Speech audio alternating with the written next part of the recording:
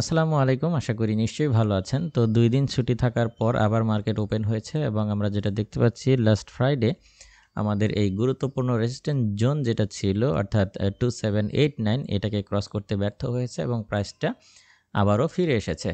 তো তাহলে আমরা কি ধরে নিতে পারি যে এটা ব্রেকআউট হবে বা আরও নিচে অর্থাৎ ডাউন ট্রেন্ড শুরু করবে? তো এই পুরো বিষয়টাই আজকের এই ভিডিওতে আলোচনা করার চেষ্টা করব। তো ভিডিওটা শুরু থেকে শেষ পর্যন্ত দেখতে থাকুন।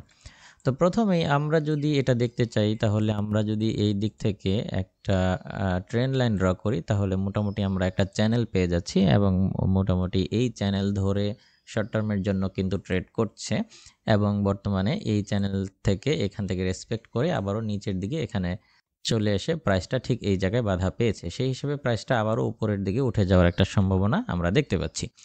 আবার অন্যদিকে আমরা যদি একটু লং টাইম ফ্রেম দেখি, বিশেষ করে আমরা যদি ডে চার্ট দেখি তাহলে আমরা যেটা দেখতে পাচ্ছি সেটা হচ্ছে যে এখানে যদি আমরা জুম আউট করি তাহলে ডে চার্টে আমরা কিন্তু বুলিশ কনফার্মেশনই দেখতে পাচ্ছি। আপনারা যদি লক্ষ্য করেন তাহলে এখানে দেখতে পাবেন যে একটা ড্রাগন ফ্লাই ডোজি ক্রিয়েট করার পরে পরবর্তী ক্যান্ডেলটি কিন্তু একটা স্ট্রং বুলিশ ক্যান্ডেল এবং এই অবস্থাতেই আগের দিন ক্লোজ হয়েছিল এবং আজকের দিন কেবল শুরু হয়েছে। দেখা যাক আজকের ক্যান্ডেলটা কোথায় ক্রিয়েট হয়। তবে আমরা যদি এই প্যাটার্নটুকু বা এই ক্যান্ডেলস্টিক কনফার্মেশনটা দেখি তাহলে মোটামুটি আমাদেরকে কিন্তু বুলিশ ইঙ্গিতই দিচ্ছে মার্কেট। আবার যদি আমরা উইকলি চার্টে চলে যাই তাহলে আমরা উইকলি চার্টে যেটা দেখতে পাচ্ছি যে আমাদের উইকলি ক্যান্ডেল যেটা ক্লোজ হয়েছে এটা যদি মোটামুটি 2747 ভেতরে ক্লোজ হতো তাহলে আমরা মোটামুটি একটা আশ্বাস পেতাম যে হ্যাঁ, এটা ডাউনে নামার সম্ভাবনা আছে বা সেই ক্ষেত্রে হয়তো বা ডাউনে নেমে যেত মার্কেট। কিন্তু লক্ষণীয় বিষয় হচ্ছে আমাদের গোল্ডের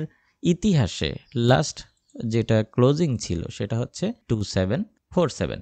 এর পরবর্তীতে আমরা লাস্ট উইকে যে ক্লোজিংটা পেয়েছি এটা কিন্তু 2747 উপরে ক্লোজিং দিয়েছে। যদিও একদম যে হাইটা ছিল সেটাকে ভাঙতে পারেনি, কিন্তু 2747 উপরে ক্লোজিং দিয়েছে। এটাও কিন্তু মোটামুটি আমাদেরকে একটা বুলিশ ইঙ্গিত দিচ্ছে যে লং টার্মের জন্য প্রাইসটা বুলিশ হতে থাকবে। সেই ক্ষেত্রে কোনো কারণে যদি আমাদের এই রেঞ্জটাকে ভেঙে ফেলে মার্কেট তাহলে কিন্তু এটা আরও উপরে চলে যাবে। সেই ক্ষেত্রে আরও নতুন কিছু রেকর্ড গোল্ড তৈরি করতে পারে। টেকনিক্যালিও কিন্তু আমরা এটা দেখতে পাচ্ছি।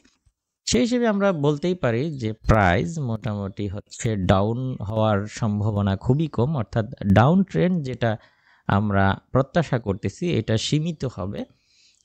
আপাতত এখন পর্যন্ত বিভিন্ন কনফার্মেশন লক্ষ্য করলে আমরা দেখতে পাচ্ছি যে এটা বুলিশ হওয়ার সম্ভাবনাই বেশি। তো যাই হোক, এই হচ্ছে মোটামুটি টেকনিক্যাল ওভারভিউ। এবার যদি আমরা শর্ট টাইম ফ্রেমে চলে আসি এবং আমরা যদি একই সাথে ইকোনমিক ক্যালেন্ডারটা দেখি তাহলে দেখতে পাচ্ছি যে আজকে চীনের কিছু নিউজ ছিল যেটা ইতিমধ্যেই হচ্ছে রিলিজ হয়েছে এবং দিনের বাকিটা অংশে তেমন কোনো নিউজ দেখতে পাচ্ছি না। যদিও সন্ধ্যার দিকে হোম সেলসের কিছু নিউজ আসবে, তাছাড়া তেমন কোনো নিউজ আজকেও কিন্তু আমরা দেখতে পাচ্ছি না। সেই হিসেবে আমরা ধরে নিতে পারি মার্কেটটা টেকনিক্যালি মুভমেন্ট করবে। তো এই যখন পরিস্থিতি তখন আজকে আমরা হচ্ছে কোথায় বাই এবং কোথায় সেল করতে পারি এই বিষয়গুলো আমরা দেখার চেষ্টা করব। তাহলে আমি আজকের দিনে এখানে বেশ কিছু পয়েন্ট মার্ক করে দিচ্ছি যেই পয়েন্টগুলো থেকে আমাদের বাই সেল করা উচিত।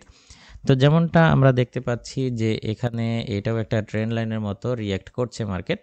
তো প্রাইস যদি পুনরায় এই দিকটায় চলে আসে এবং এটা যদি ক্রস করতে ব্যর্থ হয় তাহলে এখান থেকে আমরা একটা বাই নিতে পারি, এখান থেকে একটা শর্ট টার্মের জন্য সেল নিতে পারি এবং হচ্ছে এই দিকটায় পেয়ে গেলে আরও একটা সেল আমরা নিতে পারি, কিংবা এটা ক্রস করলে এটার উপর থেকেও আমরা আবার বাইরে যেতে পারি। তাহলে এই হচ্ছে মোটামুটি আজকের দিনের টেকনিক্যাল ওভারভিউ। আমি এখানে প্রাইসগুলো নোট করে দিচ্ছি, আপনাদের বুঝতে সুবিধা হবে।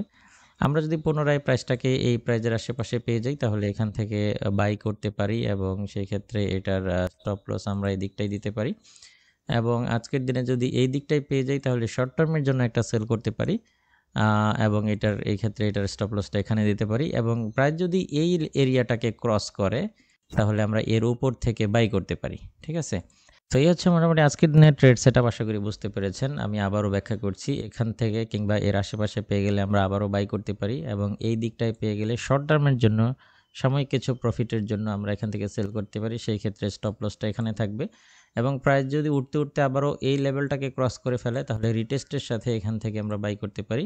আবার এখান থেকেও বাই করলে একইভাবে স্টপ লসটা এটাকেই আমরা বাইয়ের ক্ষেত্রেও ব্যবহার করতে পারি।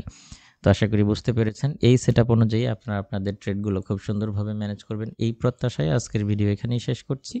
দেখা হবে নেক্সট ভিডিওতে। আল্লাহ হাফেজ।